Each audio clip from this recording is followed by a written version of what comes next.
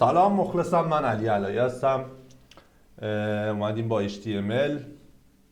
اگه نمیدونی اینجا چه خبره که من دارم بازآموزی میکنم و اینکه گفتم که با هم یه چیزایی یاد بگیریم و قطعا من چیزی که فهمیدم من تونستم یه سری چیزا یاد بگیرم، حتما تو میتونی. اگه نداری که پلیلیستشو میذارم اینجا، دوره HTML، همه چیزا توش هستن به سبک چیریکی یا چریک. بریم با هم شروع کنیم، یا طولانی نشه. این نکته‌ای هم بودم اون وسطا میگم.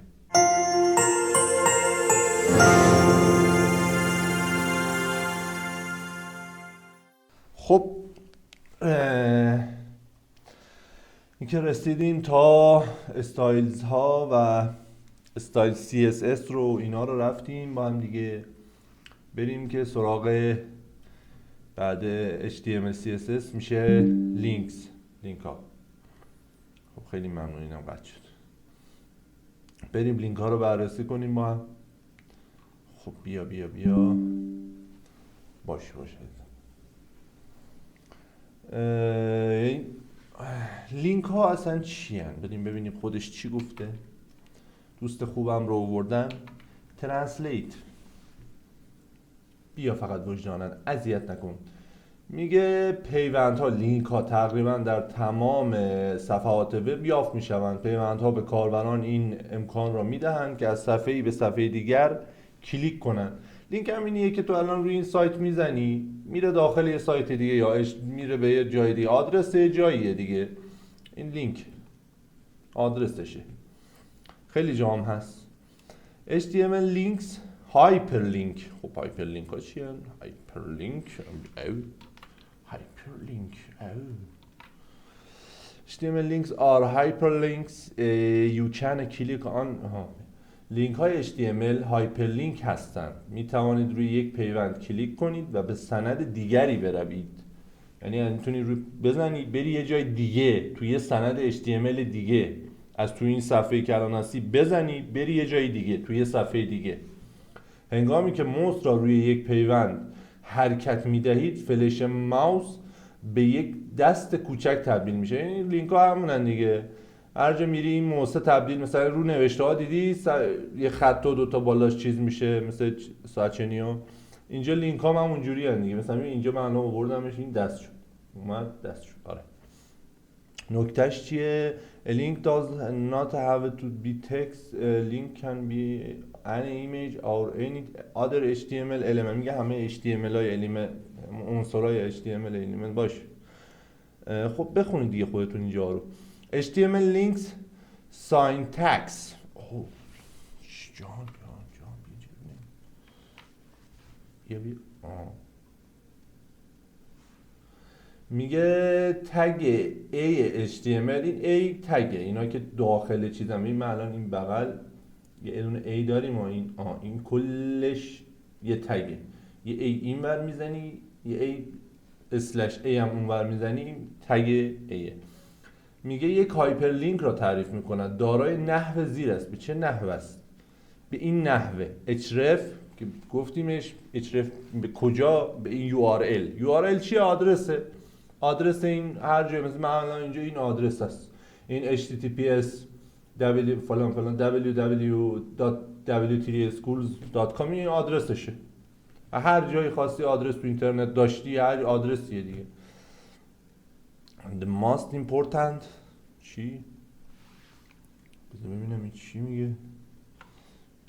ببینم جان بیا میگه مهمترین ویژگی عنصر A یا element تگ A ویژگی اشرفه. مهمترین ویژگیش اتریبیوت پس ویژگی اشرف است که مقصد پیوند را نشون میده. این کجا مقابل آدرسش اونجاست، مقصدش اونجاست. متن پیوند بخشی است که برای خواننده قابل مشاهده است. ببین اینجا مثلا نوشته visit w3schools.com، اینجا نمایشش داده شده اینا با علامت تعجبه. این چیزیه که تو الان من اینو پاکش کنم، رانش کنم، w3schools.comش هم پاک کنم، بیا نه اصلا غیر ممکن. چرا؟ اینم حتی نه. نه این من چی رو دارم پاک میکنم؟ اینو پاک کن. من رفتم href رو دارم پاک میکنم. اینم پاک کنم ران کنم WTS کورس این اینجا. این پیوند بخش متنشه. با کلیک بر روی متن پیوند خواننده با آدرس URL مشخص شده ارسال می شود. بیا عزیزم کجایی بیایی؟ مثل راه این زدیم رفت کجا؟ رفت تو اینا داره میاد. حالا اینجا صفحش کوچیکه دیگه هر جایی بزنین الان میگه امکان پذیر نیست برام بازش کنم. بزنی میره اونجا. الان ببین من اینو ران میکنم اینو اوپنش میکنم. بیا خدا این میادش. example مثال چی؟ this example shows how to create a link to www.schools.com. میگه چی؟ این مثال نشون میده که شما چگونه ایجاد کردیم یه لینک تو به WTS Schools. همینه که اینجاست این مثال است. ببین اینجا این اومد تو سایت WTS Schools زدم روش. بله اینم مثالش اچرف شده به این سایت به این آدرس. by default link اینا ببین جان بیا خب اینجا چرا پدید خب by default links will appear as following in all browsers. به چی میگی؟ به طور پیش‌فرض پیوندها در همه مرورگرها به صورت زیر ظاهر میشوند. پیوند بازدید نشده زیر خط کشیده و آبی است. پیوند بازدید شده زیر خط کشیده و بنفش است. یک پیوند فعال زیر خط کشیده و قرمز است. الان این رنگش تغییر پیدا کرد. من اینجا زدم کلیک کردم روش شد چی؟ بازدید شده زیر خط کشیده بنفش شد. قبلش چه رنگی بود؟ زیر خط کشیده آبی بود. یک پیوند فعال زیر خط کشیده و قرمز است. یک پیوند فعال زیر خط کشیده و قرمز است. حالا اون دیگه چه جوری؟ الان ران من بزنم نه اصلا. بیا یه بار دیگه رفرش کنم صفحه رو بازم نه. عجب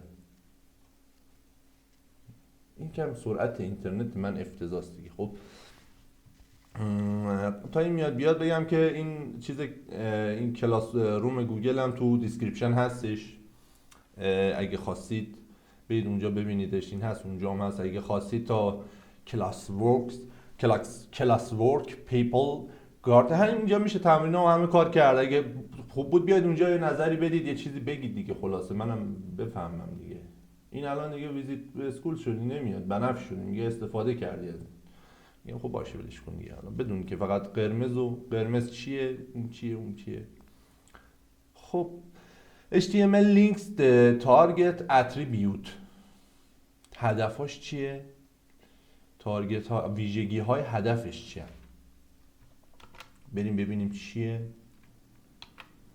حالا تا این میادم من اینو اینجا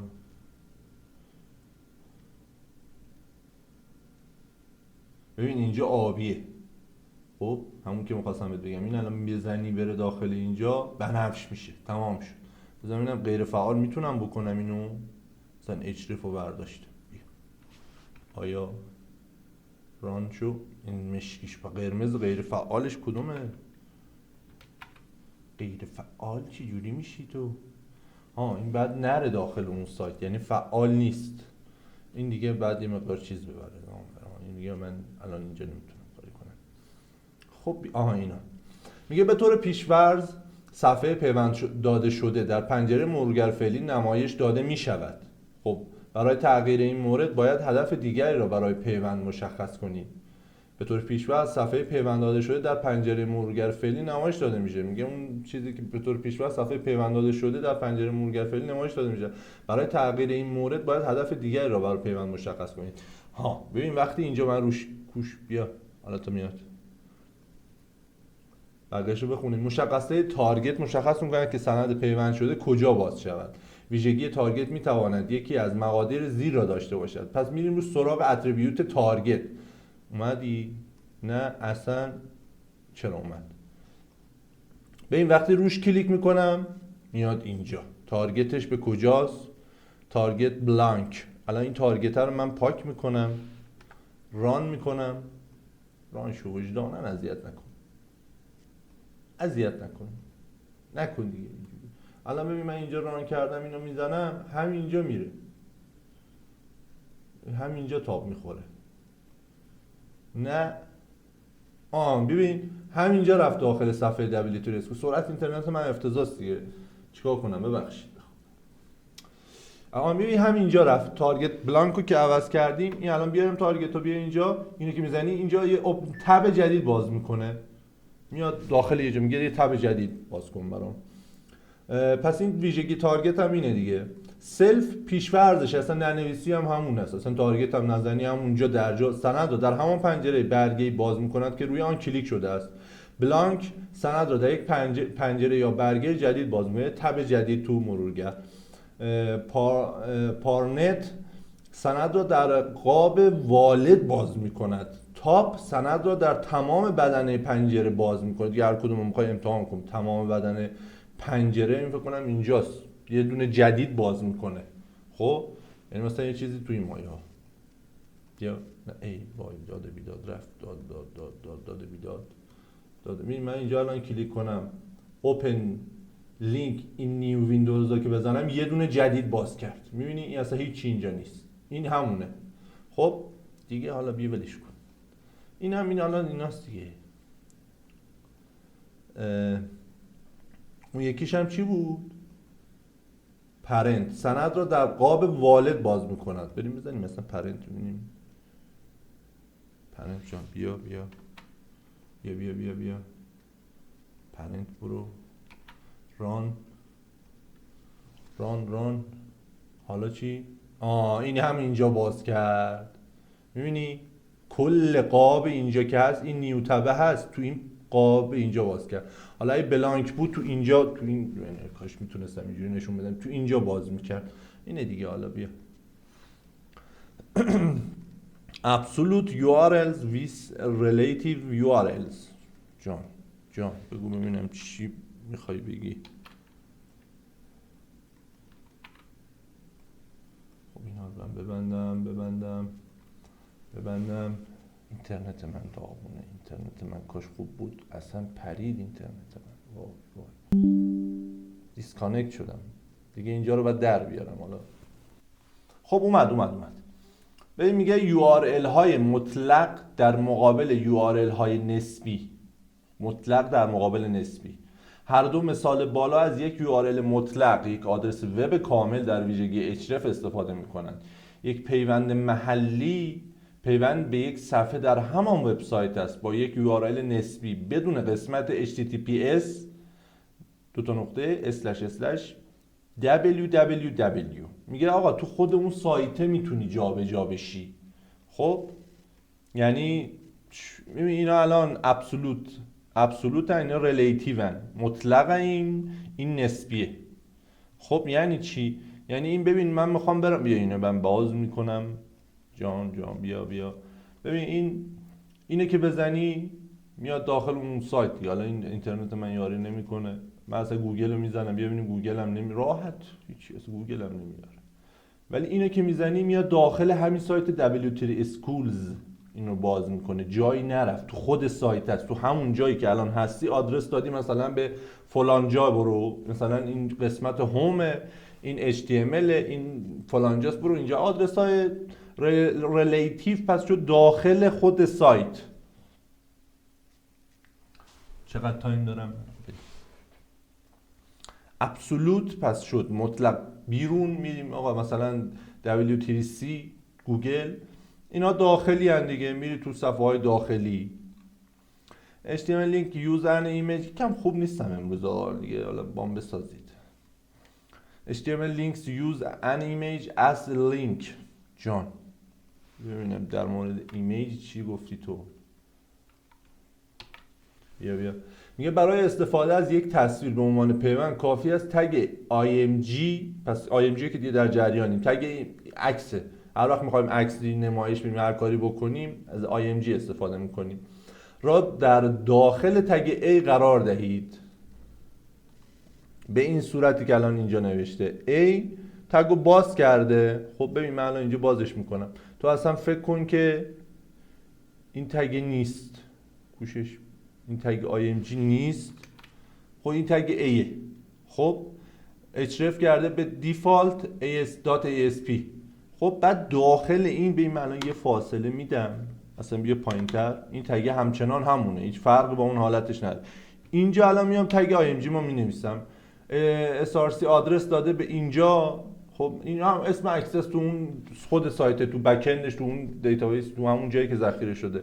آلتش هم نوشته HTML. آلت هم که گفتیم دیگه با هم، مثلا آقا نمیفهمه که عکس چیه دیگه، بهش بگی آقا این عکس HTML توتاریاله، مثلا دارم آموزش HTML. استایلش هم عرضو زده 42 پیکسل، هیت هم زده 42 پیکسل، این هم طول عرضشه. بعد به همین صورت اینجا همینطور که داری میبینی این عکس اومده نشون داده شده. الان من روش کلیک بکنم میره اینجا تو این آدرسی که داد و سلام، تو خود سایت عکسو گذاشته به جا این دک و داستانا. یعنی مثلا میتونستیم اینجا نوشته هم حتی بذاریم. خوبیا مثلا به جای این IMG میخوایم این شکلکه نباشه، این شکلکه تو خود سایتشون هست. من می نویسم مثلا علی، خوبیا نه بیا علی علایی. خب بیا ران که کنی اینه باز بزنی هم اونجا میره. حالا عکس میخواستی بذاری اینجوری عکس بس. لینک تو ان ایمیل ادرس جا بیا با ایمیل هم بگیم. چقدر طولانی شدیم. من چقدر تایم دارم؟ نه این دوربین فعلا اینجوری یاد باش بسازم. از میلیتو در داخل ویژگی HRF برای ایجاد پیوندی استفاده کنید که برنامه ایمیل کاربر را باز می کند. به او اجازه می دهد یک ایمیل جدید ارسال کند. بیا این الان میزنیم چیه؟ اینجا میره ایمیل ارسال میکنه، میره تو هر برنامه‌ای که بخواد، مثلا چم کروم، مایکروسافت ایج، اوتلوک، چه میدونم، میل اصلا خودش میره اینجا. بعدش هم دیگه خیلی خوب و راحت و زیبا ایمیل ارسال میکنه دیگه. این میل تو مثلا آدرس این ایمیل رو داده، بعد این خودش ایمیل میاد اونجا که آقا من این آدرس رو میزنم، میخوام به این آدرس ایمیل بزنم دیگه. این اصلا دیگه حالا ولش کن، اصلا کاری نداره. بدون که همه این اتریبیوت های ویژگی ها رو داره. لینک پر از ویژگی. باتون از لینک یعنی چی؟ پایین یک لینک، دکمه به عنوان پیوند، دکمه به عنوان پیوند. میگه دکمه میخوای بذاری به جاش. ببینیم برای استفاده از دکمه HTML به عنوان پیوند باید مقداری کد جاوا اسکریپت اضافه کنید. بعد جاوا اسکریپت بلد باشید. جاوا اسکریپت به شما اجازه میده تا مشخص کنید در رویدادهای خاص چه اتفاقی میافتد، مانند کلیک یک دکمه. چجوری؟ آن کلیک اینه. ببین اینجا یه دونه کلیک گذاشته دیگه. این باتون الان من آن کلیک رو بردارم، خوب یا ران میکنم، این همچنان هستش. باتوم کو باتوم آره اینا. نه این نصفه شد. بیا باتومو میخوام، اینو میخوام بردارم. این تا اینجاست، این برداشت. الان ران کن. ببین دکمه دیگه کار نمیکنه، من هرچی روش میزنم. خب برش میگردونم، آن کلیک فعالش میکنه. میگه document.location. کجا لوکیشن اطلاعات ده؟ میگم اینجا default.asp. الان اینه که ران کنم بزنم میره اونجا. میگه دکمه گذاشتی، آدرس هم دادی، رو آن کلیک، نگفت آن آف کلیک. آن که میشه کلیک، ران که میشه کلیک، اجرا که میشه کلیک، میاد تو همون صفحه. اینم از کلیک. بعد جاوا اسکریپت بلد باشی، زیاده است با جاوا اسکریپت هم فکر نکنم مالی باشه. لینک تایتلز، تایتل های لینک. بریم ببینیم تایتل لینک چیه. عنوان لینک. ویژگی تایتل اطلاعات اضافی در مورد یک عنصر را مشخص می‌کند. هنگامی که ماوس روی عنصر حرکت می‌کند، اطلاعات اغلب به عنوان یک متن راهنمایی ابزار نشان داده می‌شود. دیدی که رفتی رو خیلی از من اینا رو ببندم، یه دو سه تاشون. مثلا میری آقا روی لینکی میگه مثلا چیه لینک، میگه اینه go to W3 schools HTML session. اینه، همینه. این تایتل است. میبینی این پایین اینجا نوشته، این همینه. این الان ورداریم اون دیگه نمیاد. چه شد یا خدا. ران این دیگه الان من رفتم روش نمیاد. ران دوباره برش گردوندم، نه برنگشت. الان برگشت، ران اومد دوباره. هر چیزی هم که خواستی داخلش میتونی بنویسی. چند دقیقه من قطع شده بود این لامصب. خب وصلش کردم و ادامه داستان. هی من نگاه میکنم به خاطر اینو باید درستش کنم، نمیرسم. وای وای وای. خب more on absolute URLs and relative URLs چیه؟ استفاده میشه از full URL to link to web page. این مطلق و نسبیه URL هاست. استفاده از یک URL فول کامل تو لینک به لینک به یک وب پیج، صفحه وب. میگه چیه؟ اینه ASP. می کامل آدرس میدی به اونجا، دقیق آدرس داده دیگه. HTML default ASP. این چیه؟ link to page located in the HTML folder on the current website. اینه میگه HTML بله. پیام داریم از خب یک پیام داشتیم از جاکارتا و حل شد و بریم مسئله بعدی. آقا این داخلی و خارجی بود دیگه. این داخل سایت به بیرون سایت دیگه. اینا همه کامپیوتر کپچر سامری، اینا هم که توضیح داد یه بار دیگه بررسیشون میکنه چی گفتم و اینا اصلا کار نداریم. بریم ایمیج هم بررسی کنیم. HTML image can improve آره. تصاویر میتوانند طراحی و ظاهر یک صفحه وب را بهبود ببخشند. میتونی بهبود بدی دیگه، بهترش کنی، عالیش کنی. خب خیلی ممنون تا اینجا کار. اینجا این تصاویر رو گذاشته خیلی هم قشنگ و خیلی هم عالی. خب ما که تصویر رو خوندیم دیگه، IMG رو میزنی، آلتش هم میزنی که آقا این تصویره برای SEO. باز دوسته تا مثال زده که اینا چی هن؟ HTML image syntax gentlemen and gentlemen.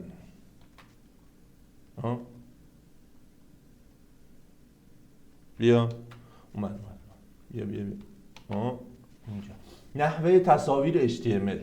تگ IMG HTML برای جاسازی یک تصویر در یک صفحه وب استفاده میشه. خب این که بازه، خب میدونیم تصاویر از نظر فنی در یک صفحه وب درج نمیشوند. از نظر فنی یعنی اینکه اینجا مثل این نوشته نیست دیگه. این چه کی اومد بالا؟ مثل این نیستن اینجا نوشته بشن، درج نمیشوند. تصاویر به صفحات وب پیوند داده میشن. یعنی که تو مثلا از اونجا یه جایی میذاریش، این پیوندش میدی میاد نشونش میده اونجا. تگ IMG یک فضای نگهداری برای تصویر ارجاع شده ایجاد میکند. میگه اینجا نمیتونی مثل این تصویر رو بنویسی، این بعد ارجاع جای تصویر رو ذخیرهش کنی تو هر جای پشت کار، بک اندت، حالا هر جایی اصلا تو همون سرور چه میدونم اونجا. آقا بک کار دیگه، بک اند نیست دیگه، ربطی نداره خدایش، تو دیتابیسته.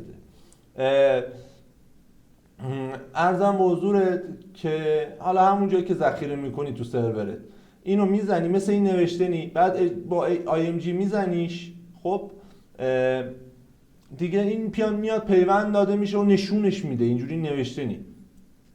خب اینم از این. تگ IMG خالی است، فقط دارای ویژگی ها است و تگ بسته شدن ندارد. تگ بسته شدن نداره، خالی هم است، هیچی هم داخلش نیست، نمیتونی بنویسی. تگ IMG دارای دو ویژگی لازم است. SRC مسیر تصویر را مشخص می‌کنه. هر جایی که تصویر هستش آدرسش آقا اونجا این تصویر رو از اونجا بیار نشون بده. خب باش. آلت یک متن جایگزین برای تصویر مشخص می‌کند که دیگه اینو ما میدونیم و نمیدونیم هم که قسمت‌های قبلی رو ببینید دیگه.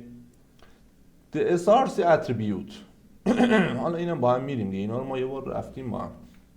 آدرسشه دیگه، میگه کجا. من اینو تون بخونم ردشم برم که ویژگی SRC مورد نیاز مسیر URL به تصویر را مشخص میکنه. توجه، هنگامی که یک صفحه وب بارگیری میشود، در آن لحظه این مرورگر است که تصویر را از یک وب سرور دریافت میکند. همون موقع گفتم بک‌اند، وب سرور دریافت میکند و آن را در صفحه قرار میدهد. بنابراین مطمئن شوید که تصویر واقعا در همان نقطه نسبت به صفحه وب باقی میماند. در غیر این صورت بازدید کنندگان شما یک نماد پیوند شکسته دریافت میکنند.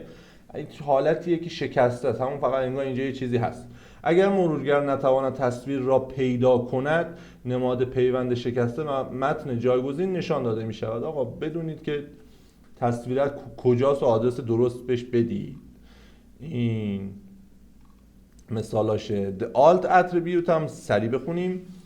میگم دیگه مثلا نمیتونه بفهمه دیگه کامپیوتر که چیه این عکس تو اصلا. اگر کاربر به دلایلی نتواند آن را مشاهده کند به دلیل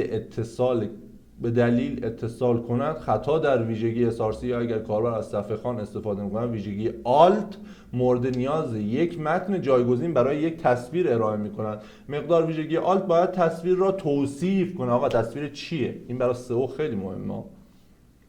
اینم اینجا مثال زده، میگه if a browser cannot find an image it will display نه حالا آلت دیگه اتریبیوت باشه.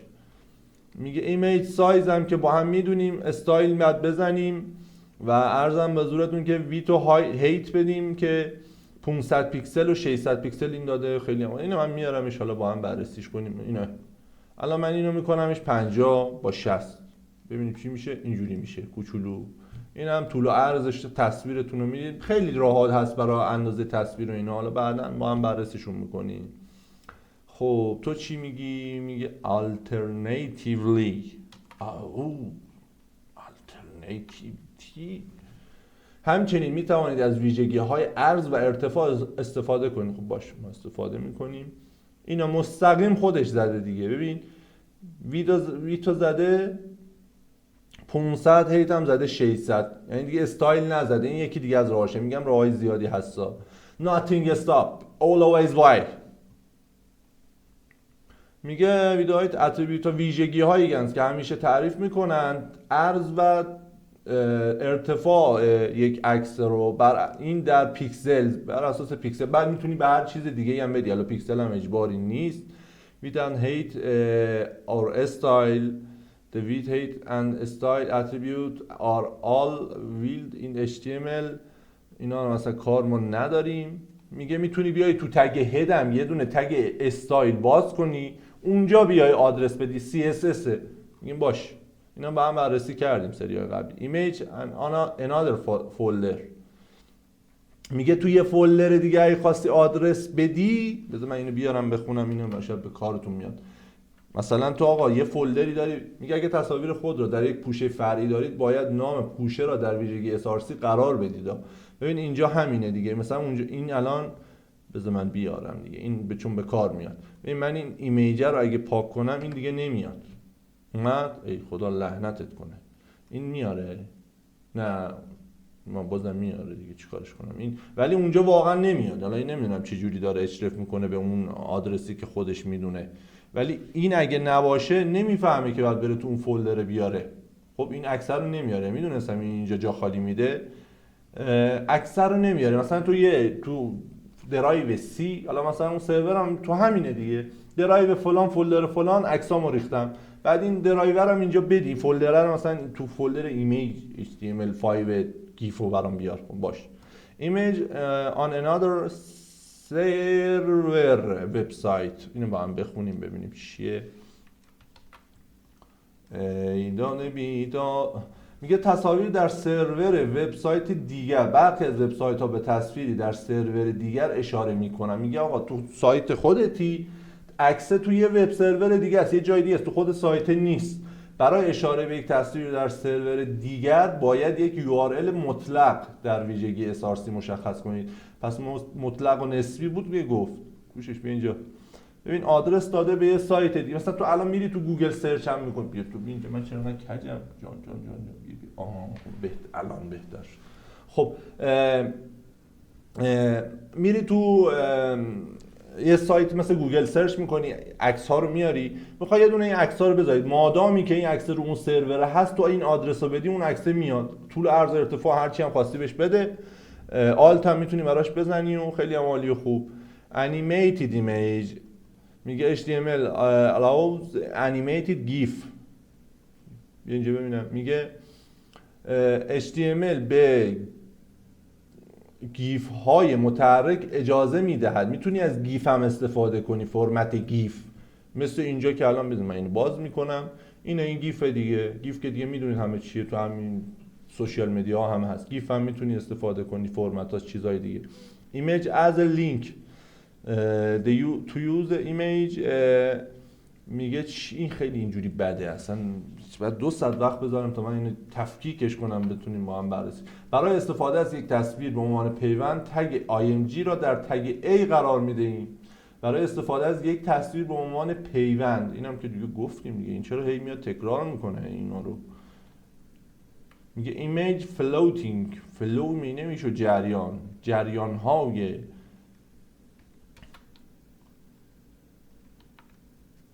میگه از ویژگی CSS float برای اجازه دادن به تصویر شناور در شناور در سمت راست یا چپ متن استفاده کنید. میگه اگه چپ و راست میخوای بذاری شناور باشن، از اتریبیوت ویژگی فلو استفاده کن. این چپ، اون راسته. بذار ببینم من کجان اینا. این خیلی کمی شلوغ شد اینجا. این فلو زده لفت، من این الان میکنم رایت، ببینیم چی میشه. ران، این اومد رایت عکسه، به همین راه چپ و راست عکس فلو. میگه از چپ جریان داشته باشه یا از راست، مثل زبان انگلیسی و فارسی مثلا. میگه از چپ به راست یا از راست به چپ جریانش. اینم از این. کامان ایمیج فرمت های ایمیج. میگه APNG، GIF، ICO، GPG، PNG، SVG هم بعدا خیلی به درد میخوره. SVG ها خیلی به کار میان. اینا چیزایی هستن که ساپورت میکنه دیگه، پشتیبانی میشن از آره دیگه. هرارد ماست کامان. بذار اینم با هم میخونیم که من اشتباه نکرده باشم بعد مدیونتون بشم. خودم مثلا میخوام یاد بگیرم. یه در اینجا رایج‌ترین انواع فایل های تصویری که در همه مرورگرهای اج و کروم اپرا و اینا پشتیبانی میشود آورده شده. آره دیگه همونه، اینا همه رو آورده. اینم کپچر سامری که توضیح خلاصه ای داد بمونو. چند دقیقه شد؟ 45 دقیقه. 2 تا رو رفتیم یعنی همش. ما ایمیج مپ ها این اصلا بابا میگه بیا کار دارم با تگا. ایمیج مپ ما نرفتیم، ایداد بیداد. اونجا هم لینک ها حتما ما نرفتیم ها. این کوچیکش کردم ایداده. آقا دیگه خودتون برید بررسی کنید دیگه. لینک کالرز، میگه کالرها رو لینک داده اینجا. مثلا لینک ببین این کالر گرین و این بک‌گراند کالر و اینا رو بررسی کنید با هم. من میگم یه چیزی این کمابی این لینک رنگ داده بهش دیگه. خودتون برید اینو بررسی و ملاقعه نهایی رو به عمل بیارید، نتیجه قایی رو بیارید تو این کلاس روم، تو دیسکریپشن از به سمع و نظر همدیگه به هم برسونیم. خب رنگا رو گفته، زیاد خبری نیست. تگا رو گفته، میگه اینم مثلا این 2 سانت کلا. تمام شد. اینم لینک بوکمارک. چیه این؟ میگه یه بوکمارک HTML درست میکنه. اینم مثالشه. C4 ID بذارین. اینو من میارم من اینجا ببین. این بوکمارک هاست. اینجوریه دیگه. خودتون میگم اینجا زیاد کاری نداره. لینک رو کلا گفتیم بررسیش کردیم. ایمیج هم تو بیا زودی من اینا رو ببینم چی گفتی اینجا. ایمیج مپ فقط داره. ایمیج مپ بریم اینم زود با هم بررسی کنیم. همین دوتا رو هنر کردیم امروز. بس که حرف زدم، گفتم من خستم، می‌خواستم چی شدیم بیا اینجا. نقشه های تصویری. تگ مپ HTML یک نقشه تصویر را تعریف می‌کند. نقشه تصویری با مناطق قابل کلیک است. نواحی با یک یا چند تگ آریا تعریف می‌شوند. سعی کنید روی رایان تلفن یا فنجان قهوه در تصویر زیر کلیک کنید. اینجا هر کدومشون آدرس داده به یه جایی، به یه چیزی. مثلا این میاد اینجا فون، میگم خب عالی. لپتاپ چی میاره؟ میاد تو اینجا کامپیوتر. قهوه چی؟ اینجاست. کافی. آره دیگه این آدرس های مختلف مپشونه. آدرس نقشهشون کجاست؟ اینجاست. نقشه دیگه. این چیز پرواضح و بسیارون بدیهی بود. How does it work؟ ببینیم چی جوری how does it work. میگه چگونه کار میکند؟ ایده پشت نقشه تصویر این است که شما باید بتوانید اقدامات مختلفی را بسته به جایی که روی تصویر کلیک میکنید انجام دهید.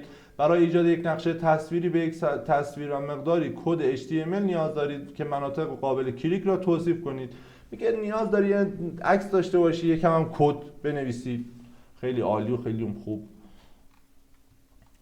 مشخص میشه دیگه. اینا حالا ریزه‌کاریای اینن، بعداً به دردت خورد. فقط بدون، یادت نره اینا رو بدون که همه چیز امکان پذیره. فقط بیا تو اینجا کلیات رو یاد بگیر، بلد شو، بعد هی بیا مراجعه کن. گفتم قبلا بابا همه اکثر از اینجاها به بعد به پایین همه قیف و قپی هن.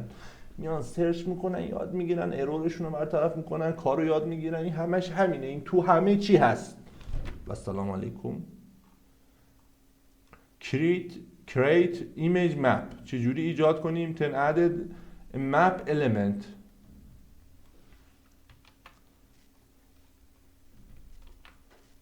من به عنوان یک سواد آموز دارم این حرف رو میزنم.